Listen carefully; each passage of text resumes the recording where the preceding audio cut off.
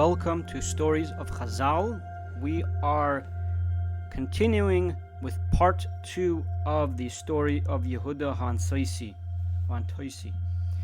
So we left off with Rabbi Meir, who came to the house of Yehuda Antosi, and he covered his face so no one should recognize him, and how they tried to chase him away. So at some point when Rabbi Yehuda, his name is Rabbi Yehuda Antosi, he sat down to eat with his family. Rabbi Meir, who they didn't know was Rabbi Meir at this point, came and sat down with them. So Rabbi Yehuda's children started fighting with him, and they wanted to kick him out of the house. So Rabbi Meir, unknowing to them that he was Rabbi Meir, tells them, "I am not leaving from here till I eat something because I am hungry." So they gave him to eat and to drink. And later on as well, Rabbi Meir took bread from the table, a loaf of bread, and he told Rabbi Yehuda, "Take this piece of bread, whether it was a piece of bread or a loaf of bread, and give it to me and tell me that this should be for you as tzedakah, as charity."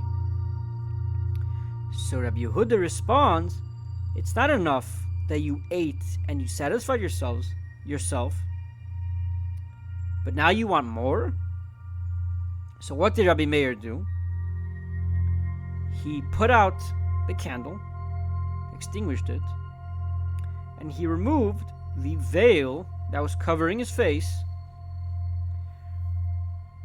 and the house was shining to the light of Rabbi Meir's face. And when people recognized that it was Rabbi Meir, they right away stood up on their feet and they tried to comfort him, they tried to appease him. And Rabbi Yehuda right away took the bread and he gave it to Rabbi Meir and he said, "This should be for you as a tzedakah." So Rabbi Meir told him, "Take your wife and send her somewhere else. Take your children, send them somewhere else.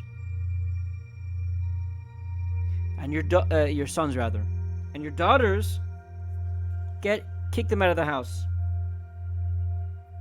And he listened. He did exactly as Rabbi Meir told him. And the only people who were left in the house was Rabbi Meir and Rabbi Yehuda alone.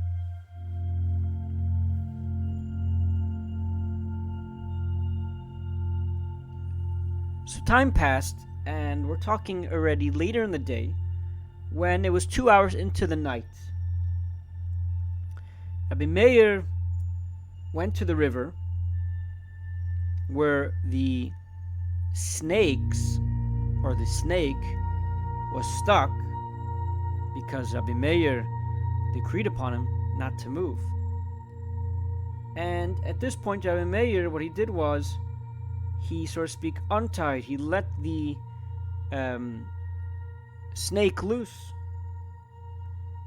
And the snake passed across the river, which it was initially intending to cross. And it made its way to the house of Rabbi Yehuda, which was its destination.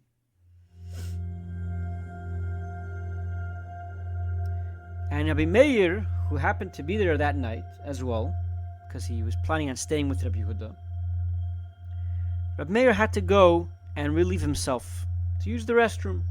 So he had to leave out of the house. In those days, the restroom wasn't in the house, it was outside. And at that moment when he left, the snake entered the house of Rabbi Yehuda and wanted to kill him.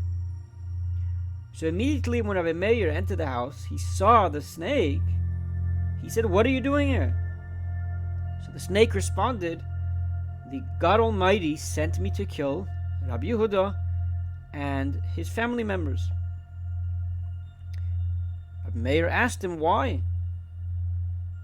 So responded the snake, "Because he never did tzedakah in his lifetime." Rabbi Meir responded to the snake, and said, "But didn't he just yesterday, give me food, he gave me to drink, he He gave from his bread and his wine. And not only that, but he even gave me bread for my travels. Reb Meir shouted at the snake, "Get out of the house. You have no permission